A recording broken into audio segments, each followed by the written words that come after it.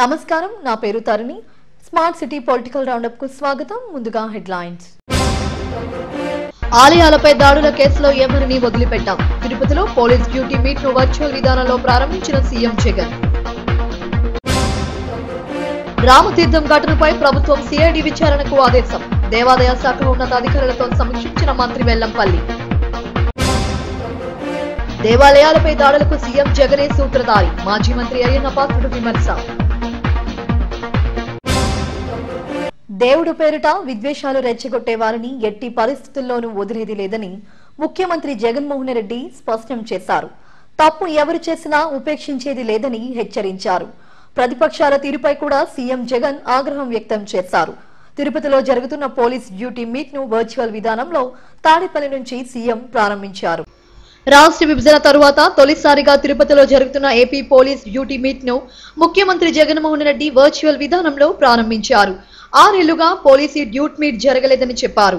గత కొన్నాళ్లుగా పోలీసులకు చెడ్డ పేరు తెచ్చే విధంగా కొంతమంది ఉద్దేశపూర్వకంగానే దుశ్చర్యలకు పాల్పడుతున్నారని ప్రతిపక్షాలను ఉద్దేశించి సీఎం విమర్శించారు. ఎవరు తప్పు చేసినా తప్పు తప్పేనని, ఎవరిని వదలదని ఆయన పోలీసులను ఆదేశించారు. గత 18 నెలల పాలన ప్రతిపక్షాల్లో గుబులు పుట్టిస్తోందని, మతం, ప్రాంతం, పార్టీలు చూడకుండా పథకాలు అందిస్తున్నామని సీఎం చెప్పారు. కొంతమందికి దేవుడంటే భయం, భక్తి లేదని దేవుడిపై కూడా రాజకీయం చేస్తున్నారని జగన్ అన్నారు. దేవుడి విగ్రహాలతో చెలగాటమాడటం, విగ్రహాలను ధ్వంసం చేసి పచ్చ మీడియాతో దుష్ప్రచారం చేస్తున్నారని, వీళ్ళసలు మనుషులేనా? సీఎం ఆగ్రహం వ్యక్తం చేశారు. కులం చూడకుండా, మతం చూడకుండా, ప్రాంతం చూడకుండా, పార్టీలు చూడకుండా, భేదాలనేటివి ఎక్కడా కూడా తేకుండా చూడకుండా అర్హత ఒకటే ప్రాతిపదికన తీసుకుని ప్రతి గ్రామంలోనూ గ్రామ సచివాలయాలు, వార్డు సచివాలయాలు తీసుకొచ్చి వాలంటీర్ల వ్యవస్థను తీసుకొని వచ్చి ప్రతి 50 ఇళ్లకు ఒక వాలంటీర్ను కూడా తీసుకొచ్చి ప్రతి సంక్షేమ పథకం కూడా మనకు ఓటు వేయని వారైనా సరే అర్హత ఉంటే వారికి కూడా అందాలి అని చెప్పి దిశ దశ నిర్దేశించి వాళ్ళందరితో ఈరోజు సంక్షేమ కార్యక్రమాలు, సంక్షేమ పథకాలన్నీ కూడా నేరుగా ఎక్కడా కూడా వివక్షకు తావు లేకుండా, ఎక్కడా కూడా కరప్షన్కు తావు లేకుండా నేరుగా డైరెక్ట్ బెనిఫిట్ ట్రాన్స్ఫర్ కింద నేరుగా బ్యాంకు లబ్ధిదారుల బ్యాంక్ అకౌంట్లో లేక నేరుగా పడిపోతూ ఉంటే ఆ అక్కచెల్లెమ్మల ముఖాలలో చిరునవ్వులు కనిపిస్తూ ఉంటే, సంతోషాన్ని కనిపిస్తూ ఉంటే బహుశా తట్టుకోలేని పరిస్థితిలోకి ప్రతిపక్షం కూడా పోయిన పరిస్థితులు కూడా మనం గమనిస్తూనే ఉండం. నిజంగా ఇక ప్రజల్లో ఇంత మంచి చేస్తూ ఉన్న పరిపాలన ఎదుర్కోవడం కష్టము అని చెప్పి కుయుక్తులు, కుట్రలు పండుతూ ఉన్న పరిస్థితులు కూడా ఈరోజు మనకు కనిపిస్తూ ఉన్నాయి. యుగం మారింది. బహుశా దీన్నే కలియుగం అని కూడా, కలియుగంలో కూడా ఇది క్లైమాక్స్కి వచ్చి వస్తూ ఉన్న పరిస్థితులు కూడా కనిపిస్తూ ఉన్నాయి. ఎందుకనంటే ఈరోజు దేవుడు అంటే భయము లేదు, దేవుడు అంటే భక్తి లేని పరిస్థితులకి ఈరోజు వ్యవస్థ దిగజారిపోయింది. రాజకీయాల కోసం చివరికి దేవుణ్ణి సైతం కూడా వదిలిపెట్టడం లేదు. దేవుణ్ణి సైతం రాజకీయాల్లోకి తీసుకొని వచ్చి దేవుని ద్వారా కూడా, ఆ రాజకీయాల ద్వారా కూడా మేలు పొందాలి అనే ఆలోచనలు చేసే దారుణమైన కలియుగం క్లైమాక్స్లోకి ఈరోజు మనం ఉన్నాం. ఈరోజు నిజంగా దేవుడి విగ్రహాలుతో ఈరోజు చెలగాటం ఆడుతూ ఉన్న పరిస్థితులు ఈరోజు గమనిస్తూ ఉంటే ఒకసారి నాకు ఆశ్చర్యం అనిపిస్తుంది, వీళ్ళు అసలు మనుషులేనా అని చెప్పి. అనంతరం పోలీస్ డ్యూటీ మీట్ ను డీజీపీ గౌతమ్ సవాంగ్ ఆధ్వర్యంలో నిర్వహించారు. రాష్ట్ర వ్యాప్తంగా ఉన్న పోలీసులు ఈ మీట్ లో పాల్గొన్నారు. రామతీర్థం ఘటనపై రాష్ట్ర ప్రభుత్వం సిఐడి విచారణకు ఆదేశించింది. ముఖ్యమంత్రి ఆదేశాల మేరకు దేవాదాయ శాఖ మంత్రి వెల్లంపల్లి శ్రీనివాస్ ఉన్నతాధికారులతో సమీక్ష సమావేశాన్ని నిర్వహించారు. రాష్ట్రంలో ఇప్పటి వరకు జరిగిన దేవాలయాలపై దాడుల వెనుక కుట్ర కోణం దాగి ఉందని మంత్రి అభిప్రాయం వ్యక్తం చేశారు. రామతీర్థం ఆలయంలో జరిగిన ఘటన దురదృష్టకరమని, దీని వెనుక కుట్ర కోణాలు కూడా కనిపిస్తున్నాయని ఆయన పేర్కొన్నారు. చిన్న చిన్న దేవాలయాలను కూడా భద్రతపై ప్రత్యేక దృష్టి సారించాలని మంత్రి సూచించారు. ఆలయాల్లో సీసీ కెమెరాలు, మెటల్ డోర్ డిటెక్టర్లతో పాటు తనిఖీలు నిర్వహించడంతో పాటు బందోబస్తు కూడా ఏర్పాటు చేస్తున్నామన్నారు. చంద్రబాబుపై ఆయన విరుచుకుపడ్డారు. రాజమండ్రి పుష్కరాల్లో మీడియా కవరేజ్ కోసం 29 మందిని పొట్టన పెట్టుకున్న చంద్రబాబు రాష్ట్రంలో నీచ రాజకీయాలకు పాల్పడుతున్నారని విమర్శించారు. రాష్ట్రంలో రాజకీయం అంతా కూడా రామత్ ఏ విధంగా చంద్రబాబు నాయుడు అండుకో ఏ విధంగా తీసుకెళ్తుందో మనం చూస్తున్నాం. ఈరోజు సాక్షాత్తు ప్రతిపక్ష నాయకుడు 14 ఏళ్ళు ముఖ్యమంత్రిగా చేసినోడు 40 ఏళ్ళు ఇండస్ట్రీని చెప్పుకొని రేపు జైలుకి వెళ్ళబోయే చంద్రబాబు నాయుడు రామతీర్థం స్పెషల్ ఫ్లైట్లో విశాఖపట్నానికి వెళ్ళి అక్కడి నుంచి కష్టపడి రామతీర్థానికి వెళ్ళడం జరిగింది. నేను నేరుగా చంద్రబాబు నాయుడిని మీ మీడియా ద్వారా నేరుగా ప్రశ్నిస్తున్నాను. నువ్వు ముఖ్యమంత్రిగా ఉన్నప్పుడు విజయవాడలో కృష్ణానదికి ఒడ్డునే ఇటువైపు గుంటూరు జిల్లా వైపు నువ్వు ఉంటావు. అటు కృష్ణానది ఒడ్డున ఎన్ని దేవాలయాలన్నీ దుర్మార్గంగా కూల్చిన దుర్మార్గుడు నువ్వు కాదా అని చెప్పని నేను సూటిగా ప్రశ్నిస్తున్నాను.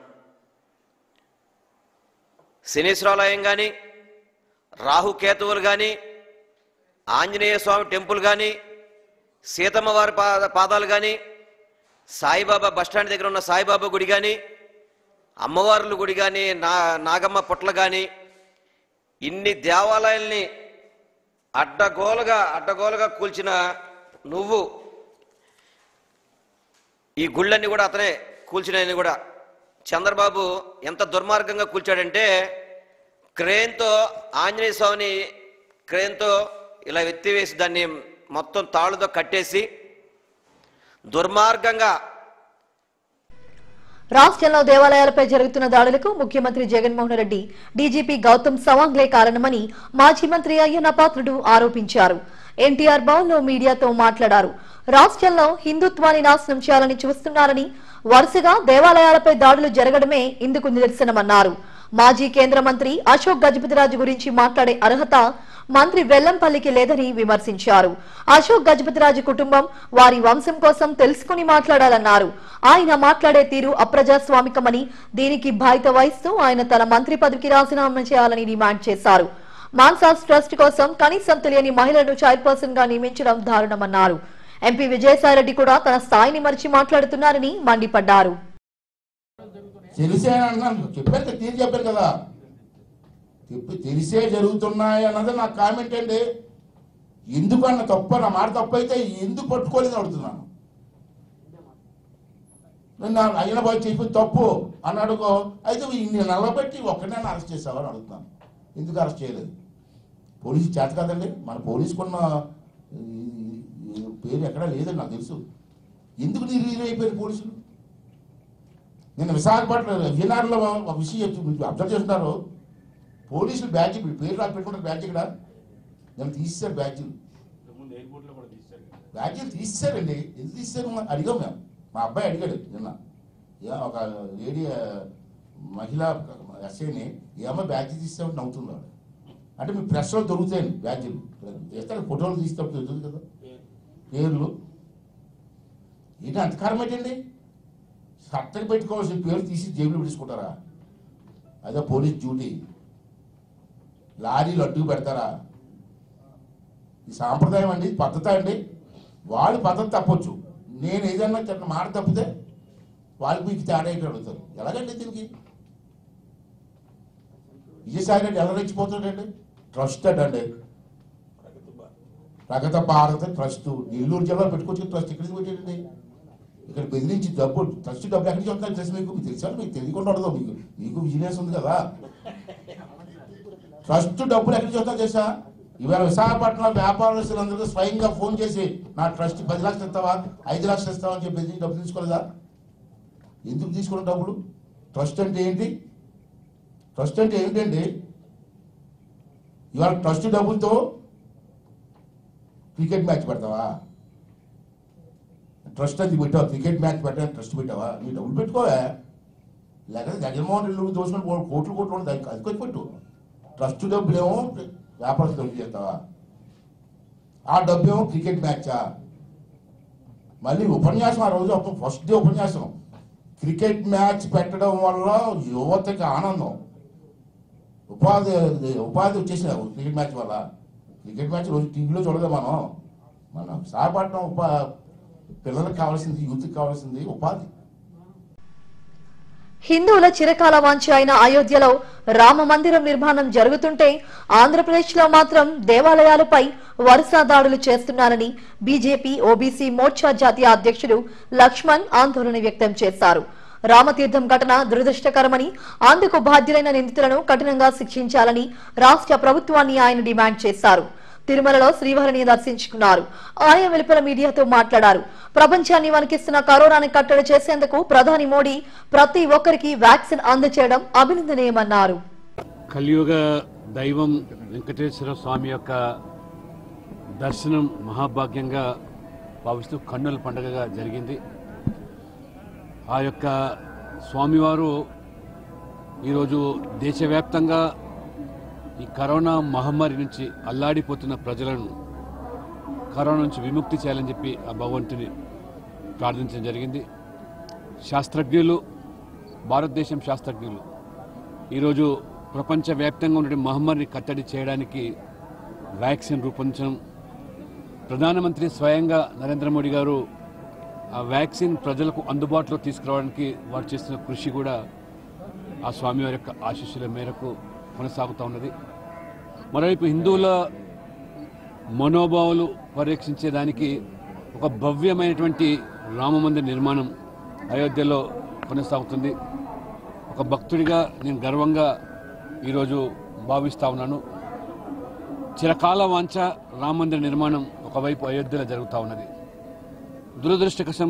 దురదృష్టకరం ఈరోజు ఆంధ్రప్రదేశ్లో మరి రామతీర్థం మరి ఈరోజు రాముడి వారి విగ్రహాన్ని ధ్వంసం చేయడం, అంతేకాకుండా హిందూ దేవాలయాల మీద జరుగుతున్న దాడులను అందరినీ హిందువులను కలవరపరుస్తా ఉన్నారు.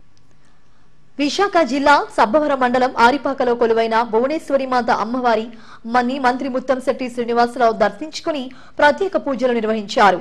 గతంలో ఎంపీగా ఉన్నప్పుడు దేవాలయం సమీపంలో కమ్యూనిటీ హాల్, సీసీ రోడ్లు, విద్యుత్ సదుపాయాలను కల్పించామని మంత్రి చెప్పారు. అమ్మవారిని దర్శించుకునే భక్తులకు ఎలాంటి ఇబ్బందులు లేకుండా అన్ని సదుపాయాలు కల్పించేందుకు కృషి చేస్తామన్నారు.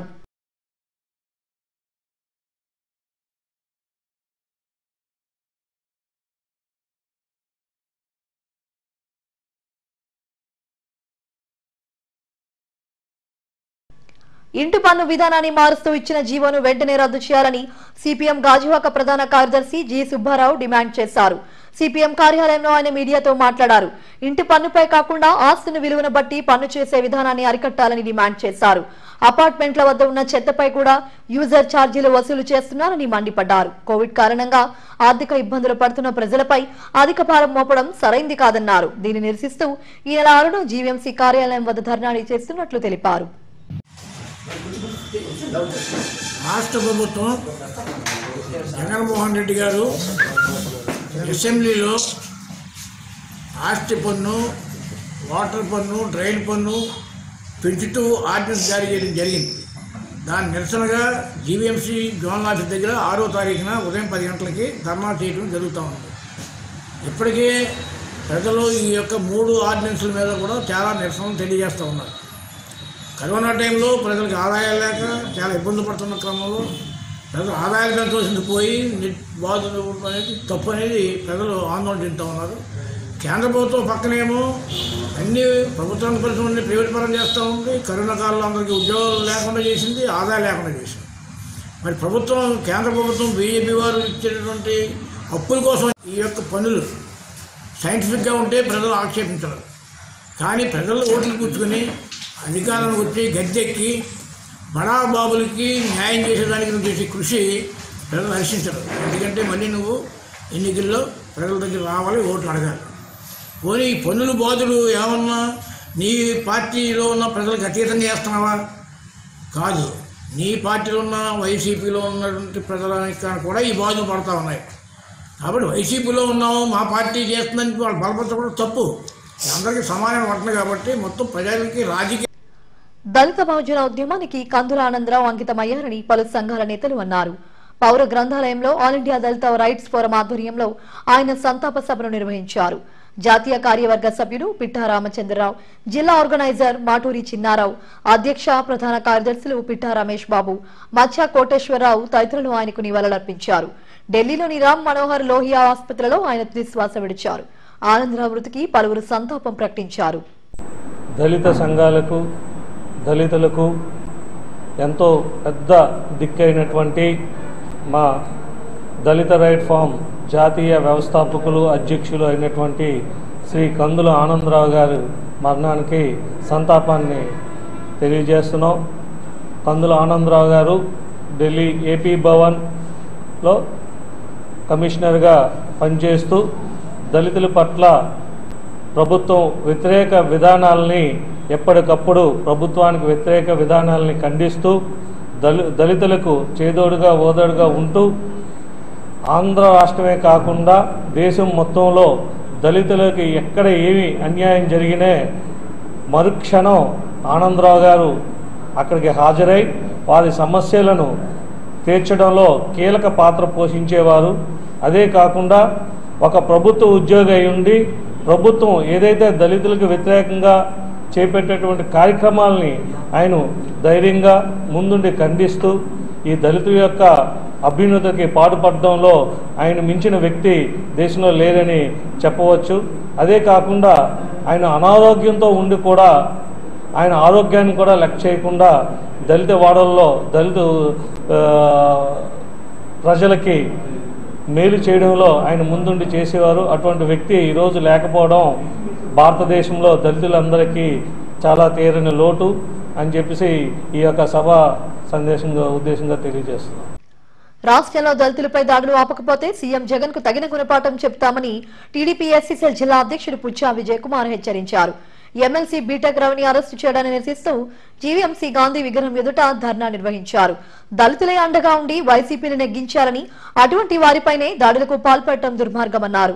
తక్షణం హోంమంత్రి సుచరిత, డీజీపీ గౌతమ్ సవాంగ్లు చర్యలు తీసుకోవాలని డిమాండ్ చేశారు. జగన్మోహన్ రెడ్డి గారు అధికారంలోకి వచ్చిన దగ్గర నుంచి దళితులపైన ఏ విధమైనటువంటి దాడులు జరుగుతూ ఉన్నాయో రాష్ట్ర ప్రజలందరూ కూడా చూస్తూ ఉన్నారు.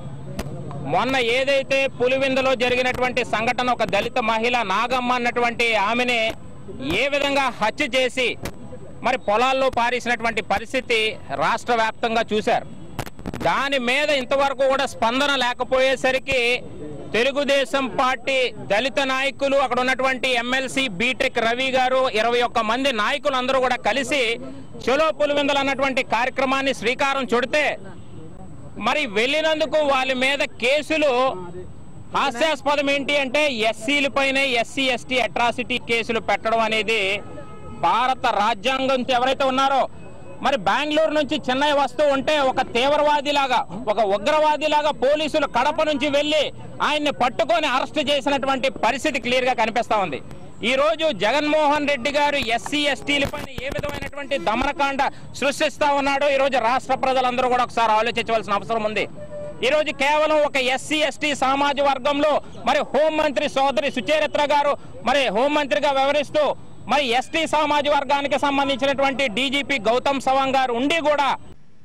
బులెటిన్ ముగించే ముందు హెడ్లైన్స్ మరోసారి. ఆలయాలపై దాడుల కేసులో ఎవరిని వదిలిపెట్టాం. తిరుపతిలో పోలీస్ డ్యూటీ మీట్ ను వర్చువల్ విధానంలో ప్రారంభించిన సీఎం జగన్. రామతీర్థం ఘటనపై ప్రభుత్వం సిఐడి విచారణకు ఆదేశం.